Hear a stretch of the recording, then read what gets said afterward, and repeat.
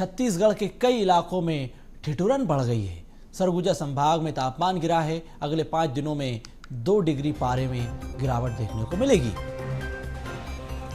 रायपुर, दुर्ग और बस्तर में भी ठंड बढ़ी है। मौसम विभाग के अनुसार उत्तरी पूर्वी हवा चलने से ठिठुरन बढ़ी है।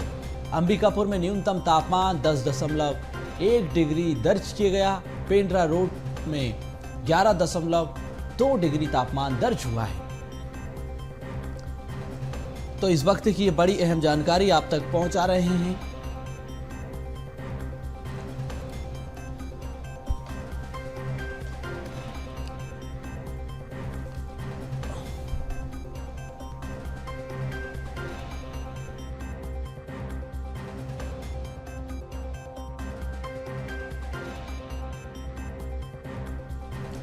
तो छत्तीसगढ़ के कई इलाकों में ठिठुरन बढ़ गई है। सरगुजा तापमान इस तरह से गिरता हुआ दिखाई दे रहा है। अगले 5 दिनों में 2 डिग्री पारा नीचे पहुंचेगा। तो रायपुर, दुर्ग और बस्तर में भी ठिठुरन बढ़ गई है। कड़ाके की ठंड यहां पर देखने को मिल रही है। मौसम विभाग के अनुसार उत्तरी पूर्वी हवा चलने से ठिठुरन बढ़ी है, ठंड बढ़ी है। अंबिकापुर में न्यूनतम तापमान 10.1 डिग्री दर्ज किया गया। पेंड्रा रोड पर 11.2 डिग्री तापमान दर्ज हुआ है। संवाददाता अविनाश चंद्रवंशी हमारे साथ जुड़ चुके हैं। अविनाश, छत्तीसगढ़ में कड़ाके की ठंड का दौर शुरू हो चुका है।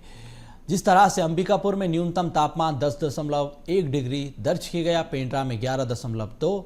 अब खबर ये कि आगामी 4-5 दिनों के भीतर पारे में भारी गिरावट देखने को मिल सकती है।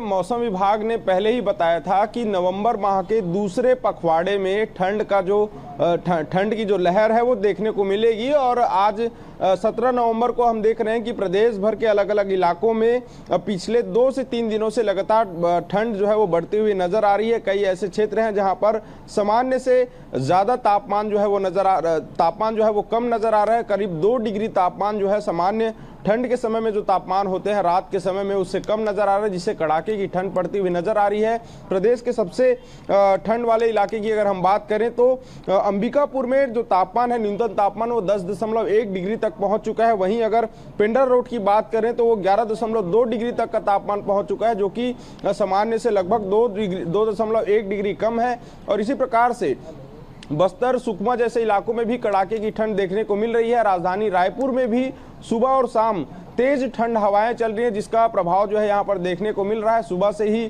ठंड का प्रकोप जो है यहाँ पर गुलाबी ठंड जो है शहरों में देखने को मिल रही है। और आने वाले समय में जो प्रदेश का तापमान रहेगा उसमें और भी ज्यादा गिरावट आने की संभावना जो है मौसम विभाग के द्वारा जताई जा रही है। नवंबर माह के दूसरे पखवाड़े में अंतिम दौर पर जो है ठंड जो है बेहद ज्यादा रहेगी, यह भी बताया जा रहा है। इसके साथ ही अगर हम अन्य शहरी क्षेत्रों की बात करें, मैदानी क्षेत्रों की, तो रायपुर, दुर्ग और बस्तर, इन इलाकों पर भी ठंड का एक बड़ा प्रभाव जो है वो देखने को मिलेगा। आने वाले 1 सप्ताह के भीतर एक बड़ी ठंड छत्तीसगढ़ में देखने को मिलेगी।